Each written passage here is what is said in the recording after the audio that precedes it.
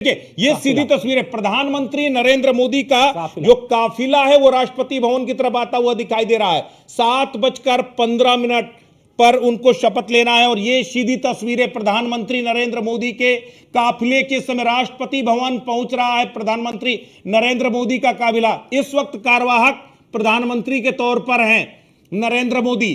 काफिला पहुंच रहा है और ये काफिला बस अब उस स्वर्णिम अतीत का गवाह बनने जा रहा है। वो इतिहास लिखने जा रहा है जिस इतिहास के लिए लोग पूरी तरह व्याकुल होते हैं। ये देखिए सीधी तस्वीरें।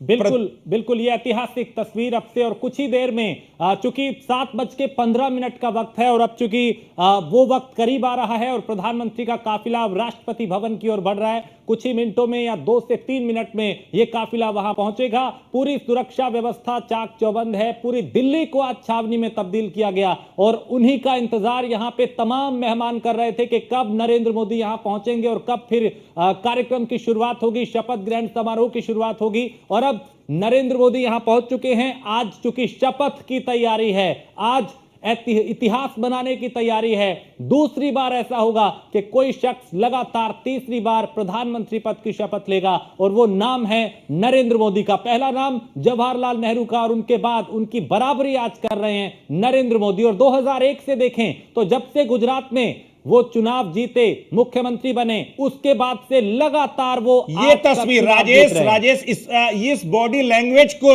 हर किसी को देखना होगा और समझना होगा। आप देखिए जिस वक्त नतीजे आए थे उसके बाद बॉडी लैंग्वेज थोड़ा कमजोर जरूर दिखाई दी थी, लेकिन एक बार फिर वो रॉयल फीलिंग और जो बॉडी लैंग्वेज दिखाई दे रही है आप देखिए। ये अपने आप में बताता तीसरी बार इतिहास रचने जा रहा है एक शख्स। आप सोचिए नरेंद्र मोदी के बारे में, नरेंद्र मोदी का अगर आप अतीत उठा करके देखेंगे तो आपको समझ में आएगा कि दरअसल संघर्षों से सफलता का जो मुकाम हासिल किया है इस शख्स ने, वो अपने आप में अद्भुत है, अकल्पनीय है और अविश्वसनीय है। बिल्कुल। और ये तस्वीरें देखिए, हाथ जोड़ के अभिवादन स्वीकार करते हुए वहां तमाम मेहमानों का, और देखिए किस तरीके से झुक के प्रणाम कर रहे हैं। ये दिखाता है कि वो कितने विनम्र हैं और कितना उनके जो उनका व्यक्तित्व है वो कितना एक तरीके से आप कह सकते हैं कि मिलनसार है, या वो सामने वाले को पूरी रिस्पेक्ट दे रहे हैं। तो सामने जो लोग थे उनको झुक के उन्होंने प्रणाम किया और यहां जो लोग उनके साथी हैं उनके साथ भी पूरी तरीके से हाथ जोड़ के उनका भी अभिवादन स्वीकार करते हुए। आज चेहरे पे खुशी है, आज पूरा आत्मविश्वास है, आज वो उनकी बॉडी लैंग्वेज भी पूरी तरीके से आत्मविश्वास से भरी हुई नजर आ रही है। आप सोचिए बड़ा मौका है राजेश। सबसे बड़ी बात यह है कि आजाद हिंदुस्तान में पैदा होने वाला कोई शख्स तीसरी बार प्रधानमंत्री की कुर्सी पर काबिज हो रहा है। अपने आप में एक इतिहास है।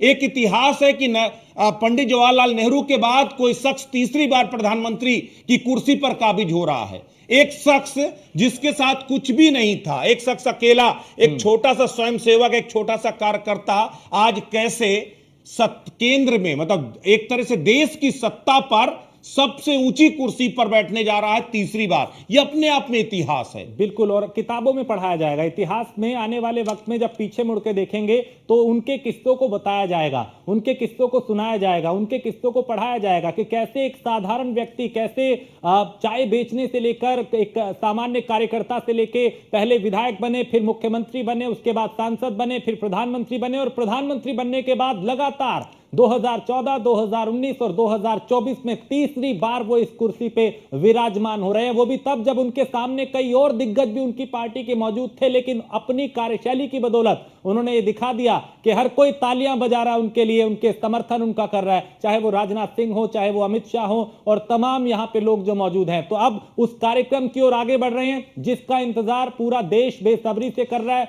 दुनिया भर की निगाहें हैं। और यहां पे जगदीप धनखड़ इस वक्त तस्वीरों में नजर आ रहे हैं और इसी तरीके से वीवीआईपी जो हैं उनका आने का सिलसिला जारी है।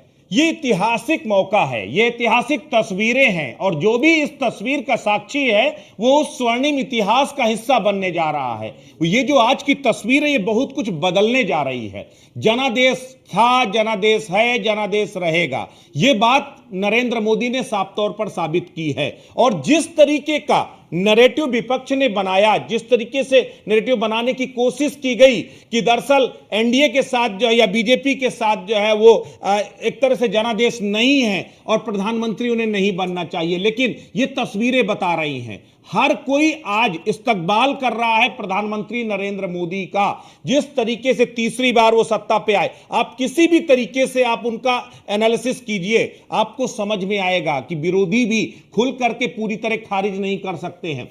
पहले समय में, जिस समय एक प्रधानमंत्री के बारे में आपने कभी सोचा था कि लाल किले के प्राचीर से कोई शौचालय की बात करेगा, कोई स्वच्छता की बात करेगा? लाल किले के प्राचीर से जो है इस तरह की बातें आज तक आप सोच नहीं सकते थे। लेकिन कभी झाड़ू भी उठाया, कभी जाकर के जो है साफ सफाई भी किया। वो सारी तस्वीरें क्या बताती हैं कि आपने एक अलग राह चुनी थी, एक अलहदा राह चुनी, और यही वजह है कि इतिहास बनाते चले गए। आप 1952 के बाद जिस तरीके से देश में 47 में आजाद हुआ, 52 में चुनाव हुआ, आप जिस तरीके से नई नई सरकारें बनी, वो दौर था कांग्रेस का युग था। उस वक्त कोई विपक्षी पार्टियां नहीं थी। आज आप सोचिए, अगर 32 दलों के साथ एनडीए चल रहा है, 28 दलों के साथ आपका जो है आपके पास एक तरह से इंडिया अलायंस चल रहा है, तो आपका 60-70 राजनीतिक दलों के बीच में आप खुद को सरवाइव करना, सस्टेन करना, ये अपने आप में इतिहास है। इसीलिए कह रहे हैं कि एक तरफ नेहरू का एरा था और एक तरफ मोदी का एरा है। आप दो एरा को जब उठा करके देखोगे, तब हमारे पास उम्मीदों का पहाड़ था। लेकिन आज हमने जिस सक्सेस रेट को जहां अचीव किया है, उसको सस्टेन करना, उस पर बने रहना, उससे आगे लेकर के जाना, इसकी चुनौतियां हैं। तो ये दोनों में फर्क है।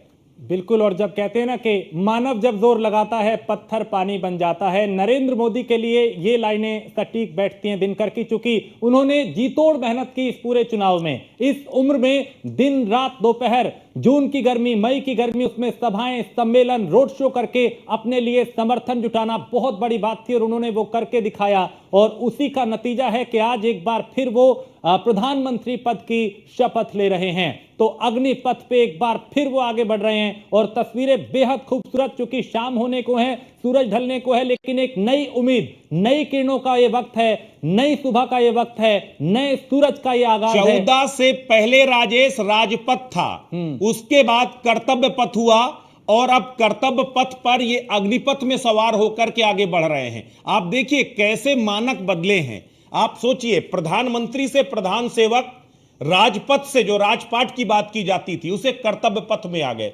और अब उसी कर्तव्य पथ में आगे बढ़ते हुए एक शख्स तीसरी बार सत्ता पर काबिज हो रहा है। और तीसरी बार सत्ता पे आना बड़ी बात नहीं है। बिल्कुल। तीसरी, और अगर ऑडियो आ रहा हो तो प्लीज ऑडियो थोड़ा हम सुनते हैं, क्योंकि अब यहां पे कार्यक्रम का आगाज हो रहा है। अगर आवाज मिल रही हो तो चलिए। अब यहां पे चूंकि आधिकारिक एक तरीके से ऐलान, कार्यक्रम की शुरुआत। माननीय राष्ट्रपति महोदया का शुभागमन, उनके साथ राष्ट्रपति के सचिव,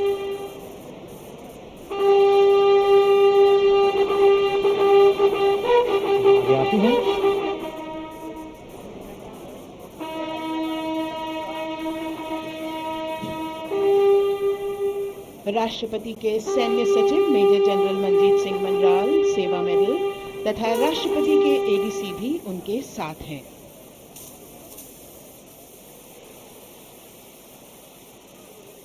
भारत की राष्ट्रपति श्रीमती द्रौपदी मुर्मू,